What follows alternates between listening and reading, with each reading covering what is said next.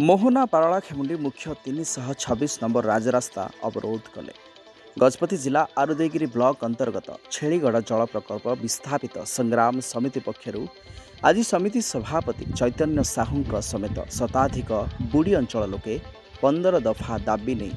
मुख्य 326 नंबर जातीय राजपथ अवरोध कर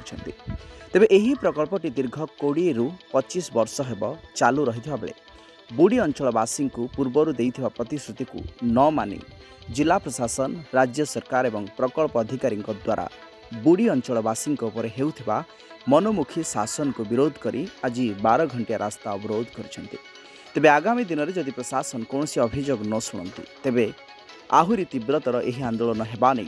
संग्राम समिति चेतावनी दैछि। मो ना हूँ नमिता दले ग्राम काकिलू आसु आमर आज रास्ता रखार कारण है कि सका 6 रु संध्या 6 पर्यंत आमर टार्गेट आमको जो सरकार आम जो बारंबार सरकार जनइचु प्रोजेक्ट ऑफिस को जाइलु कलेक्टर भी चिट्ठी लिखिलु कलेक्टर महाशय आसी आम प्रतिश्रुति देते जे तुम ठीक ठाक भाव थैथान करते किंतु आज आज पर्यंत 20-25 वर्ष है आमर कौन सी थैथान है आमको दरकार स्मार्ट कले आमर जो जंगल पटा जो दि जाए तार मूल्य किसी दि जाए 5 एकर जमी दे कहते किंतु शुणा पाइलु आम 2 एकर जमी 2 एकर जमी आम कौन करूँ आमर ये देखा गले आम जो आम पाखे आम भविष्य अंधार हो जाऊँगी उद्देश्य हूँ आज्ञा आम रास्ता रोकर उद्देश्य हूँ प्रथम थर होमर बार बार आम जिला प्रशासन आरडीएस प्रकल्प अधिकारी एमती गवर्नमेंट को भी आम लिखित आगे देचु कौन सी जगह आम सफल होनी दीर्घ बहु वर्ष है दीर्घ थर आम लड़ी आसीचु बार बार तथापि कौन सी आम सफल होनी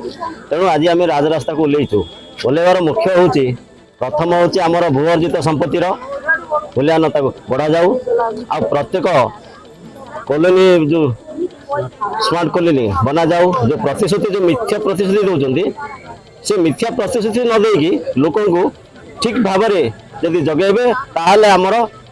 समाधान हम जदि समाधान जदि किसी हो पारुनी ताहले आमे एभली अनेक थर भी रास्ता रोक करूँ आउ घेराव करूँ बोले आमर आगामी दिन आम चेतावनी दौचु दफा दाबी बर्तमान अच्छी से 15 दफा दाबी जब पूरण न हो आगामी दिन हम। घटनास्थल में राउदयगिरी थाना अधिकारी एवं मोहना थाना अधिकारी कौन सी अप्रीतिकर परिस्थिति न घटे से कड़ा नजर रखिंट।